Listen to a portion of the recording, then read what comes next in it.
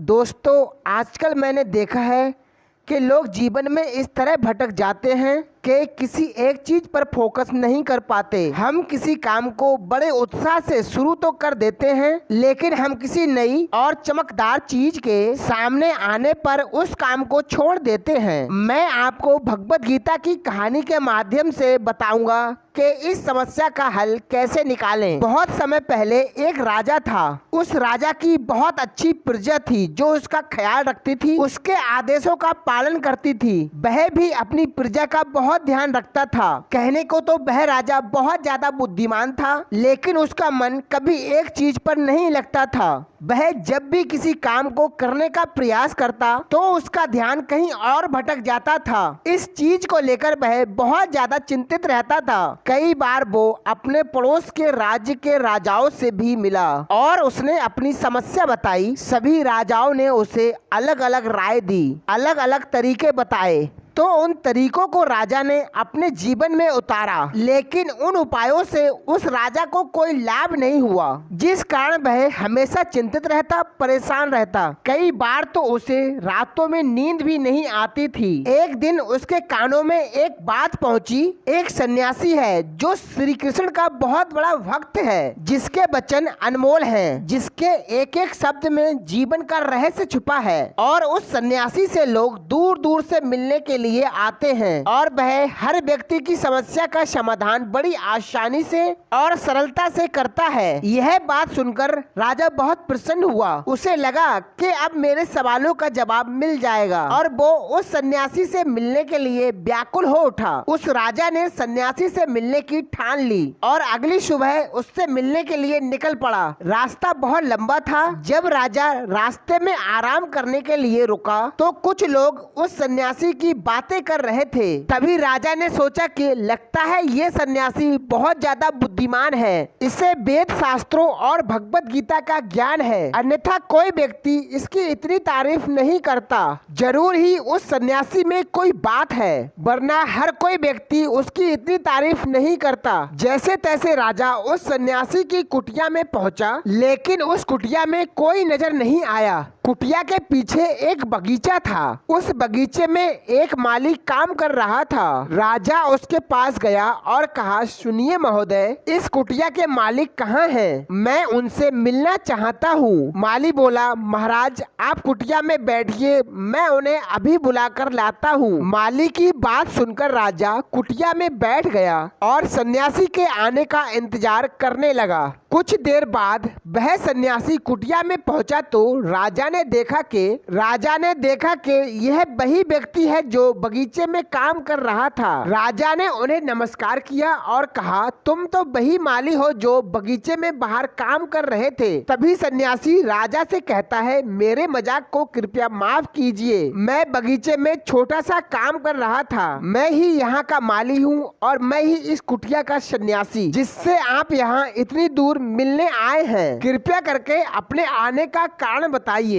राजा कृष्ण भक्त सन्यासी से कहता है, मैंने सुना है आप जैसा व्यक्ति इस पूरे राज्य में नहीं है। मैंने आपकी बहुत तारीफ सुनी है और मैंने यह भी सुना है कि आपके पास जो कोई भी समस्या लेकर आता है, आप उसकी समस्या का समाधान अवश्य करते हैं। इसी कारणवश मैं आपसे यहाँ मिलने आया हूँ और मैं आपसे उद्देश्य सुनना चाहता हूँ, लेकिन मेरे मन में एक शंका है। इस पर सन्यासी ने कहा, हे राजन, कैसी शंका? हे गुरुवर, मैंने बड़े बड़े सन्यासी, बड़े बड़े स्वामियों को देखा है। वे जब भी चलते हैं तो उनके पास तरह तरह की ज्ञान की किताबें होती हैं, जिससे पता चलता है कि वो ज्ञानी हैं। लेकिन आपके पास ना तो कोई ज्ञान की किताब है और ना ही कोई ऐसी कला के संकेत आप में नजर आ रहे हैं। आपके पास सिर्फ कृष्ण भगवान की मूर्ति के अलावा और कुछ भी नहीं है, लेकिन उसके बावजूद आप बहुत शांत नजर आ रहे हैं। क्या आप मुझे इसका रहस्य बता सकते हैं? इस पर सन्यासी मुस्कुराने लगे और बोले, भगवान श्री कृष्ण की कृपा से मेरा ज्ञान इस संसार में प्रकृति के रूप में हर जगह है। मैं अपना ज्ञान जीवन की हर सरल साधारण वस्तुओं से ही लेता हूँ। फिर आगे सन्यासी ने कहा, महाराज आप किस समस्या को लेकर यहाँ पर आए हैं, कृपया मुझे बताएं। इस पर राजा कहते हैं, महाराज मेरा यहाँ आने का कारण यह है कि मैं किसी काम को लेकर उसी काम पर लंबे समय तक अपना ध्यान नहीं लगा पाता। मैं कुछ ही देर में उस कार्य से भटक जाता हूँ। कृपया कर मेरी समस्या का समाधान बताएं। सन्यासी ने राजा की समस्या सुनकर कहा, आपकी समस्या मुझे समझ में आ गई है। आप जिस काम पर ध्यान नहीं लगा पा रहे हैं उसका मैं आपको एक उपाय बता रहा हूँ, लेकिन आज आपको थोड़ी देर हो चुकी है। आप सुबह आइएगा, सुबह का समय सही रहेगा। जब आप मुझसे सुबह मिलेंगे तो मैं आपके सभी सवालों का जवाब दे दूंगा। यह कहकर सन्यासी बगीचे में चले गए और राजा भी अपने महल लौट गए। और अगले दिन सुबह सूरज निकलने से पहले राजा उस सन्यासी से मिलने कुटिया में जा पहुँचे। कुटिया में सन्यासी पहले से ही उपस्थित थे। जब राजा सन्यासी से मिले तो सन्यासी ने राजा के हाथ में पानी का जग दे दिया और कहा, इस जग का पानी धीरे धीरे इन 15 पौधों पर डालिए। जब आप इस काम को कर रहे होंगे तो मेरी एक बात याद रखिएगा कि आपको इस दौरान कुछ और नहीं करना है और ना ही कुछ और सोचना है। आपका ध्यान भी कहीं और भटकना नहीं चाहिए। जब आप इन पौधों को पानी दे रहे होंगे तो आपका पूरा ध्यान केवल इन पौधों पर ही होना चाहिए। यदि इस बीच आपके मन में कोई विचार आए तो वहीं पर रुक जाइएगा और फिर दोबारा पहले पौधे से पानी डालना शुरू कीजिएगा। जब आप मेरी बात मानकर इन सभी 15 पौधों को पानी दे दोगे तो फिर आप मेरे पास आइएगा, मैं आपके सभी सवालों का जवाब दे दूंगा। तभी राजा ने उस पानी के जग से पहले पौधे पर बड़े ध्यान पूर्वक पानी देना शुरू किया और फिर दूसरे पौधे की ओर आगे बढ़ा। दूसरे पौधे पर भी उसने बड़े ध्यान पूर्वक पानी दिया। फिर उसने तीसरे पौधे पर पानी देना शुरू किया ही था, तभी उसके मन में तरह तरह के विचार उत्पन्न होने लगे। उसे अपने महल का बगीचा याद आने लगा जहाँ पर तरह तरह के फूल और पेड़ पौधे लगे थे। तभी उस राजा को उस सन्यासी की बात याद आ गई। यदि मन में कोई विचार उत्पन्न हो तो उसे फिर से पहले पौधे से पानी देना शुरू करना होगा। वह तुरंत ही पहले पौधे के पास में गया और उसने फिर से पहले पौधे से पानी देना शुरू किया। फिर उसने दूसरे पौधे को बड़े ध्यान पूर्वक पानी दिया। फिर उसने तीसरे पौधे को बड़े ध्यान पूर्वक पानी दिया। जब वह चौथे पौधे पर पहुंचा तो उसके मन में फिर से तरह तरह के विचार उत्पन्न होने लगे। अब की बार वह यह सोच रहा था कि पता नहीं मेरे बिना मेरी प्रजा का क्या होता होगा। अब की बार राजा को बहुत क्रोध आने लगा कि मैं ये छोटा सा कार्य क्यों नहीं कर पा रहा हूँ। वह तुरंत ही पहले पौधे के पास पहुँचा। उसने अब की बार पहले पौधे को बड़े ध्यान पूर्वक पानी दिया और इस बार राजा बड़े ध्यान पूर्वक 5 पौधों को पानी दे चुका था। लेकिन अब की बार जैसे ही उसने छठे पौधे को पानी देना शुरू किया, उस पानी को देख राजा के मन में नदी के विचार उत्पन्न होने लगे। अब राजा बहुत परेशान हो चुका था। जितनी बार वह पौधों को पानी देना शुरू करता उतनी बार वह असफल हो जाता। उसके मन में तरह तरह के विचार उत्पन्न होने लगते। वह खुद ब खुद क्रोधित हो जाता। राजा यह बात अच्छे से जानता था। वह सन्यासी उसकी परीक्षा ले रहे हैं, इस कारण उसने सन्यासी के सारे नियमों का पालन करना जरूरी समझा। जितनी बार वह पौधों को पानी लगाना शुरू करता, हर बार वह असफल हो जाता। उसका मन उतना ही ज्यादा व्याकुल हो जाता। हमेशा खुद को किसी न किसी विचार में उलझा हुआ पाता। ऐसा करते करते सुबह से शाम का वक्त हो चुका था, लेकिन वो अब तक 15 पौधों को पानी नहीं दे पाया था। जब सन्यासी शाम को लौटकर वापस आए तो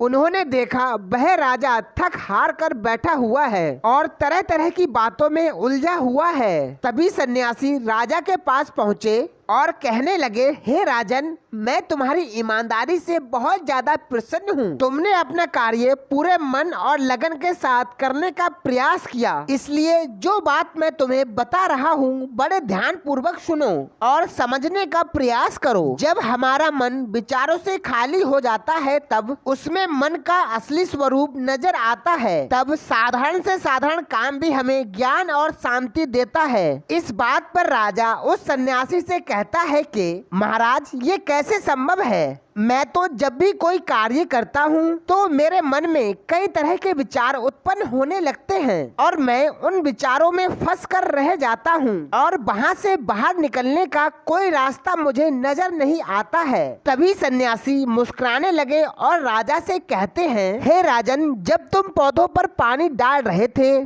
तो तुम अपने कार्य को जल्दी जल्दी खत्म करना चाहते थे। तुम्हारे मन में तो ये विचार उत्पन्न हो रहा था कि तुम जल्दी जल्दी इन 15 पौधों को पानी दे दो और उसके बाद तुम मुझसे मिल सको, मुझसे अपने प्रश्नों का उत्तर जान सको। इसी कारण तुम्हें यह कार्य बोझ लग रहा था, मानो किसी ने तुम्हारे कंधों पर बोझ रख दिया हो। और यही कारण है जब हमारे सामने पड़ा हुआ कार्य बोझ लगता है तो हम उसे जैसे तैसे खत्म करना चाहते हैं और उस कार्य को करते समय हम अपना पूरा ध्यान उस काम पर नहीं दे पाते। किंतु अगर तुम इस पल के महत्व को समझ पाते, इसके महत्व को महत्व दे पाते और केवल पौधों और पानी पर ध्यान देते तो तुम्हें कोई भी विचार परेशान नहीं कर पाते। इस पर राजा कहता है, हे गुरुवर, मुझे आपकी यह बात समझ में आ रही है कि मैं जल्दी जल्दी इस कार्य को समाप्त करके आपसे मिलना चाहता था, जिस कारण मेरा मन इस कार्य में पूरी तरह से नहीं लग सका। लेकिन गुरुवर, यह पल है जिसे हम जी रहे हैं, इस पल में रहना बहुत कठिन है। क्या इसके लिए मुझे कोई तपस्या या तप करना पड़ेगा? इस पर सन्यासी फिर से मुस्कुराए और राजा से कहा, जिस शांत मन की तुम तलाश कर रहे हो वह शांत मन तुम्हारे अंदर पहले से ही है। इसके लिए तुम्हें कहीं जाने की जरूरत नहीं और ना ही तपस्या करने की जरूरत है। इसके लिए कुछ जरूरी है तो वह है अपनी सांसों पर ध्यान देना। इसलिए अपनी सांसों पर ध्यान देना सीखो। हम किस तरह से सांस ले रहे हैं और किस तरह से सांस छोड़ रहे हैं, इस बात को देखना और समझने का प्रयास करो। तब तुम्हें यह समझ में आ जाएगा कि तुम्हारा शांत मन तो तुम्हारी सांसों के साथ ही बना हुआ है। जब तुम कोई कार्य कर रहे हो तो तुम्हें अपनी सांसों पर ध्यान देना चाहिए या फिर कोई भी ऐसी क्रिया जो तुम्हें वर्तमान से जोड़े रखे। इसका एक और तरीका है, तुम 2-4 मिनट अपने आसपास की प्रकृति पर गौर करो, देखो कि क्या चल रहा है तुम्हारे आसपास। इससे तुम वर्तमान में आ जाओगे और दिन में 2-4 मिनट कृष्ण भगवान की भक्ति करो, जिससे तुम्हारा मन शांत रहेगा, जिससे तुम अपने कार्य को पूरे मन से करने का प्रयास करोगे, जिससे तुम्हारा मन एकाग्र होगा। और जब तुम्हारा मन एकाग्र होगा तो तुम्हारा कोई भी कार्य क्यों ना हो उसमें तुम्हारा मन पूरी तरह से विलीन हो जाएगा। बस केवल तुम्हें अभ्यास करना होगा। सन्यासी राजा से कहते हैं, जो मन मुश्किलों में शांत रहता है, मुश्किलों से भागता नहीं है, केवल सचेत रहता है, वह मन हर परेशानी को दूर कर सकता है, हर दुविधा से बाहर निकल सकता है। राजा को उस सन्यासी की सारी बातें समझ में आ गईं। राजा ने उस सन्यासी को प्रणाम किया और वापस अपने राजमहल आ गया और उसने अपनी सांसों पर ध्यान देना शुरू किया। धीरे धीरे निरंतर अभ्यास के कारण वह अपने कार्य को ध्यान और मन लगाकर करता था, जिससे उसे शांति मिलती थी और वह छोटे से छोटे कार्य से भी बड़े से बड़ा ज्ञान प्राप्त कर लेता था। दोस्तों, हम में से कुछ लोग यही गलती करते हैं। जब उन्हें कोई कार्य सौंपा जाता है तो वह उस कार्य को करने का प्रयास तो करते हैं, लेकिन वह चाहते हैं वह कार्य जल्दी खत्म हो जाए और वह उस कार्य को करते वक्त अपने आप को वहां नहीं रख पाते, बल्कि उनका मन कहीं और ही भटकता रहता है, जिससे हमारा मन हम पर हावी होने लगता है, हमें तरह तरह के विचार दिखाता है और हम उन विचारों में डूब जाते हैं और फिर वहां से हमें निकलने का कोई रास्ता नजर नहीं आता, जिससे हमारे मन में तनाव पैदा होने लगता है। वह बहुत परेशान रहने लगता है, हम चाहकर भी किसी कार्य को नहीं कर पाते। दोस्तों, इसलिए जब भी आप कोई कार्य करना चाहते हैं उससे पहले अपना पूरा ध्यान अपनी सांसों पर केंद्रित करें और फिर आप चाहे तो अपने काम के दौरान भी अपनी सांसों पर अपना ध्यान लगा सकते हैं और यही सांसों का जो ध्यान है आपके काम के ध्यान में परिवर्तित हो जाएगा और इस कार्य में जो भी कठिनाइयां उत्पन्न हो रही हैं, उसे आप पल भर में सुलझा देंगे। फिर चाहे कैसी भी विपरीत परिस्थिति आपके सामने क्यों ना आ जाए, आप उस कार्य को पूरे मन और लगन के साथ पूरा करके ही रहेंगे। श्रीमद् भागवत गीता के अध्याय 2 श्लोक 63 में भगवान श्री कृष्ण कहते हैं, किसी भी कार्य में सफलता प्राप्त करने के लिए मन पर नियंत्रण रखना बहुत जरूरी है। काम करते वक्त अपने मन को हमेशा शांत और स्थिर रखना चाहिए। क्रोध बुद्धि का नाश करता है, इसी वजह से बने बनाए काम भी बिगड़ जाते हैं। इसलिए काम करते वक्त अपने मन को शांत रखें और अपने कार्य पर फोकस करें। जय श्री कृष्णा।